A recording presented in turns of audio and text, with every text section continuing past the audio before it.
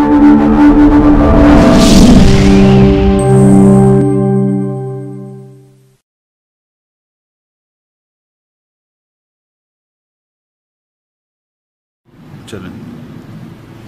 अस्सलाम वालेकुम स्टूडेंट्स, क्या हाल है आप लोगों का? आप लोग साथ साथ याद कर रहे हैं या नहीं कर रहे? इस चीज़ को जहन में रखिएगा, जब लेक्चर्स याद नहीं करेंगे तो आगे समझ में नहीं आएगा। हम लोग पढ़ रहे थे मियोसिस। लास्ट लेक्चर में मैंने आप लोगों को मियोसिस पढ़ाया था, मियोसिस की फर्स्ट फेज प्रोफेज 1। थोड़ा सा रिपीट करती हूँ कि मियोसिस की 2 फेजेस थी, मियोसिस 1 और मियोसिस 2, मियोसिस सेकंड। ठीक है, हमने मियोसिस फर्स्ट जो है स्टार्ट की थी, उसकी 4 फेजेस थी, प्रोफेज 1, मेटाफेज 1, एनाफेज 1 और टीलोफेज 1। प्रोफेज 1 कल हमने पढ़ ली थी। इसमें हमने देखा था कि हम लोग एक सेल है, फर्ज करते हैं हमारे पास एक सेल है, ठीक है, उस सेल के अंदर ये 4 क्रोमोसोम्स हैं, हमने ये सपोज किए हुए हैं।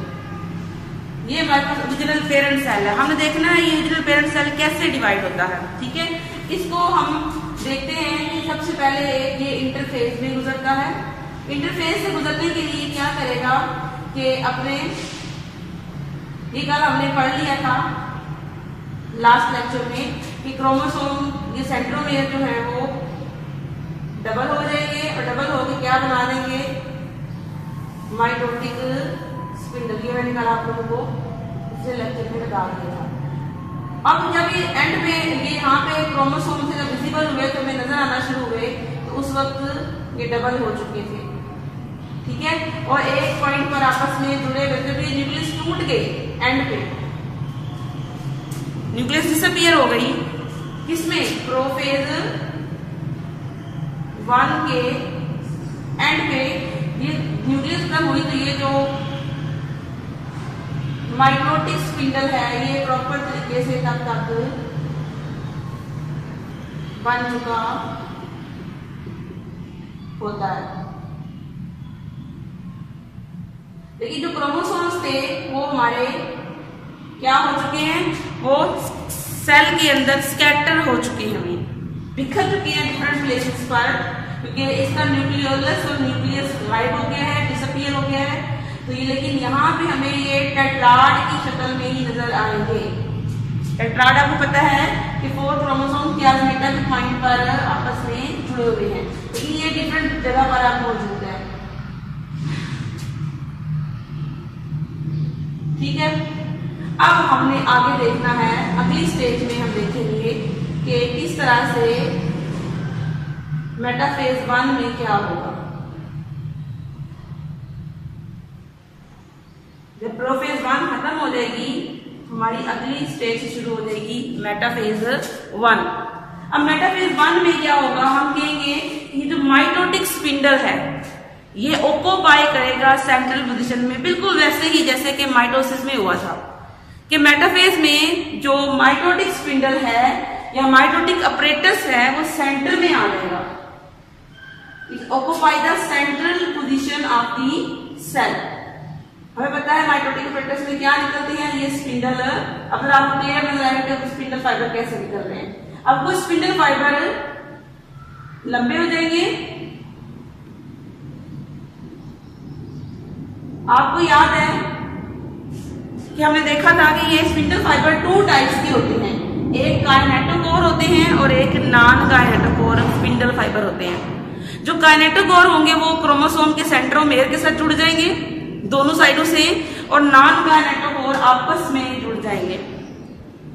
अब ये जो काइनेटोकोर स्पिंडल फाइबर और नॉन काइनेटोकोर स्पिंडल फाइबर और ये सेंट्रियोल और स्पिंडल फाइबर मिलकर एक अपरेटस बना रहे हैं जिसका नाम है माइटोटिक स्पिंडल। ये कब का बन चुका है, ये प्रोफेज 1 में कंप्लीट हो गया था। अब ये सेंट्रल पोजीशन को ऑक्यूपाई कर लेगा। अब मेटाफेज में हमने माइटोसिस में भी पढ़ा था, आपने ये चीज ध्यान में रखनी है कि माइटोसिस समझी भी हो तो साथ साथ माइटोसिस की चीजें कंपेयर करती जाऊंगी ताकि एंड में डिफरेंस लिखना आपको बहुत आसान हो जाए। अब यहाँ पे क्रोमोसोम जो है वो बिल्कुल वैसे ही सेल के सेंटर में, तो ये ऑक्यूपाई है, इसके सेंटर में क्रोमोसोम आके क्या हो जाएंगे, अरेंज हो जाएंगे। जाएंगे, अपने आप को अलाइन कर लेंगे, बिल्कुल वैसे ही जैसे कि माइटोसिस में हुआ था। लेकिन यहाँ थोड़ा सा डिफरेंस है, वहां तो क्रोमोसोम आपस में सेंटर में आके तरतीब से एक दूसरे के नीचे जुड़ गए, लेकिन यहाँ पे ये डबल रो में किस तरह से जुड़े हुए हैं। ये हमारे पास है, हमें पता है ये इनका सेंट्रोमेयर है दोनों का अलग अलग, इसलिए टेट्राड है तो ये यहाँ से जुड़ा हुआ है, तो ये जुड़े हुई हालत में ही यहाँ पे जुड़ जाएगा, ठीक है।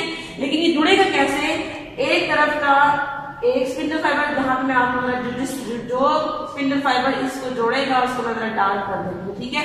ये इसके सेंट्रोमेयर से जुड़ जाएगा, इस तरफ वाला इसके सेंट्रोमेयर से, ठीक है। अब यहाँ पे अलग अलग सेंट्रोमेयर में जब माइटोसिस में जुड़े थे तो वो क्या हुआ था, वहां पे एक ही सेंट्रोमेयर में दोनों साइड के स्पिंडल फाइबर जुड़े थे। अब ऐसा नहीं हुआ, बल्कि एक क्रोमोसोम पे स्पिंडल फाइबर, दूसरे क्रोमोसोम पे दूसरा स्पिंडल फाइबर जो है वो जुड़ा हुआ है, ठीक है। अब ये वाला क्रोमोसोम भी अरेंज होगा किस तरह से,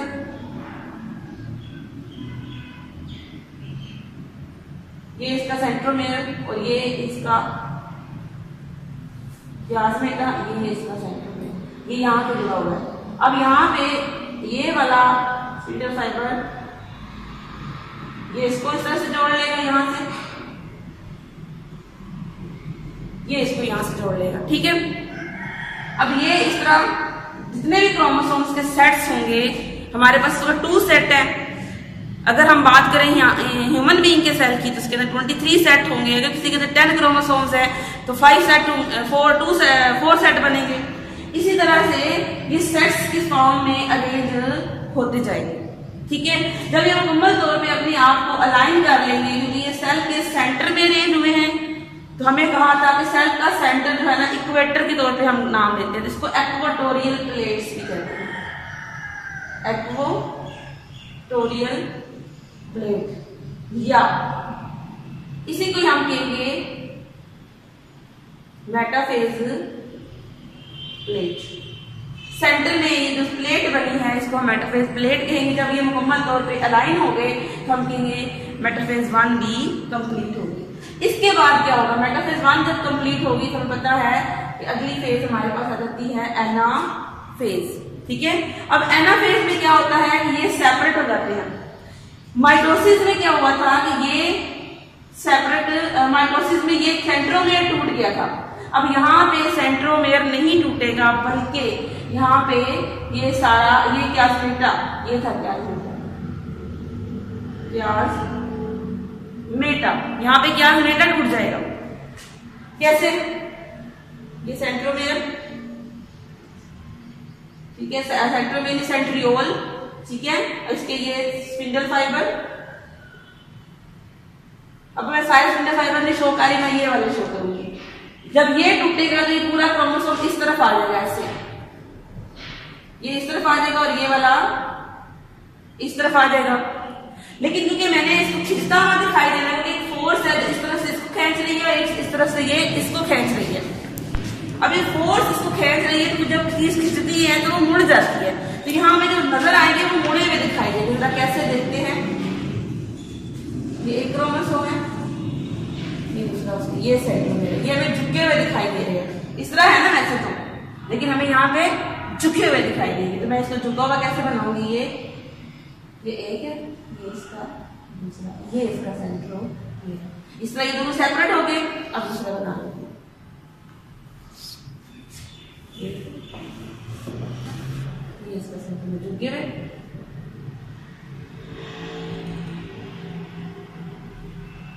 ठीक है।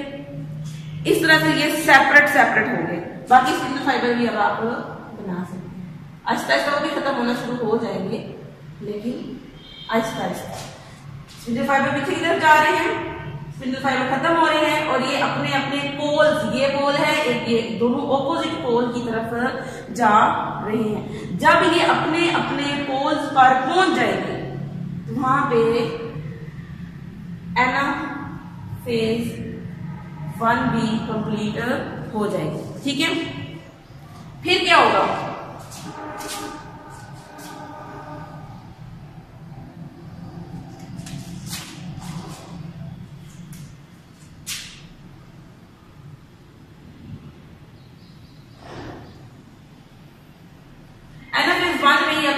पोज पर पहुंच गए तो नेक्स्ट जो लास्ट फेज स्टार्ट होती है वो टीलोफेज 1। ठीक है, अब ये टीलोफेज क्योंकि रिवर्स होती है इसके प्रोफेज की जैसे ही सारा उल्ट होगा दोबारा का दोबारा काम, तो यहाँ पे क्या होगा, ये हमारे पास सेंट्रियोल थे, ये वाला पहले मैं ये दिखाती हूँ आपको, ये सेंट्रियोल थे, अब इसके स्पिंडल फाइबर तकरीबन कंप्लीट होकर खत्म हो चुके हैं, ये खींच रहे हैं ना वापिस की तरफ, जब खींच जाएंगे तो खत्म हो जाएंगे। ठीक है, अब इसमें क्या स्पिंडल फाइबर नजर नहीं आएगा, लेकिन ये जो क्रोमोसोम है ना, इस ये क्रोमोसोम में यहाँ पे आप सीधे लेकर ड्रॉ करते हैं, एक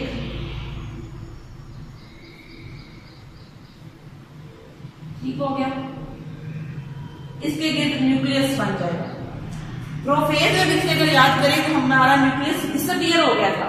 ठीक है, यहाँ पे ये डिसअपीयर हो गया था, अब यहाँ पे ये न्यूक्लियस दोबारा बन जाएगा और न्यूक्लियोलस भी दोबारा बना कैसे है, जो साइटोप्लाज्म है सेल का उसके अंदर ही इसकी चीजें मौजूद होती है, दोबारा इकट्ठी होकर फिर न्यूक्लियर मेम्ब्रेन बना देती है। अब इसकी तरफ आ जाते हैं, लेकिन साथ ही ये जो सेंट्रियोल है ना वो न्यूक्लियस के बाहर मौजूद होते हैं, हम उसको यहाँ भी शो कर सकते हैं।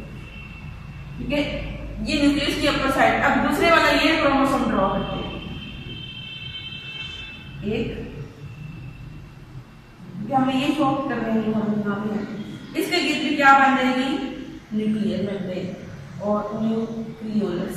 ठीक है, इसका ये वाला सेंट्रोमियर क्या हुआ, ये बाहर आ गया, इस तरह से एक न्यूक्लियस दो न्यूक्लियस में डिवाइड हो चुका है, यहाँ तक कैरियोकाइनेसिस मुकम्मल हो चुकी है। ठीक है, फिर इसका ये सेल डिवाइड होगा, यहाँ से सेल मेम्ब्रेन अंदर की तरफ आएगी और साइटोप्लाज्म भी 1 से 2 में डिवाइड हो जाएगा और उस तरह 2 सेल मुकम्मल तौर पर, ये मुकम्मल तौर पर जब डिवाइड होगा तो 1 से 2 सेल बन जाएंगे। ठीक है, एक सेल ये और एक सेल ये, जो ये बन जाएंगे तो ये क्रोमोसोम अब हमें नजर नहीं आ रहे, ये फिर कंडेंस हो जाएंगे, धागे से बन जाएंगे, तो मेटल में चेंज हो जाएंगे, ये सेंट्रियोल रह जाएगा, ये बाहर ही होगा और इसका ये क्रोमोसोम फिर विजिबल नहीं रहेंगे, लेकिन न्यूक्लियोलस नजर आएगा। 1 से 2 न्यूक्लियस बन चुके, लेकिन अभी ये मियोसिस 1 कंप्लीट हुई है, मियोसिस 2 कंप्लीट होगी तो 4 सेल, क्योंकि हमारे पास इस तरह का सेल बनना चाहिए था 4, और इसके 4 के हाफ हमने बनाने हैं, लेकिन अभी यहाँ तो इस तरह नहीं बना, जब ये 2 रह गए हैं, लेकिन ये डबल है।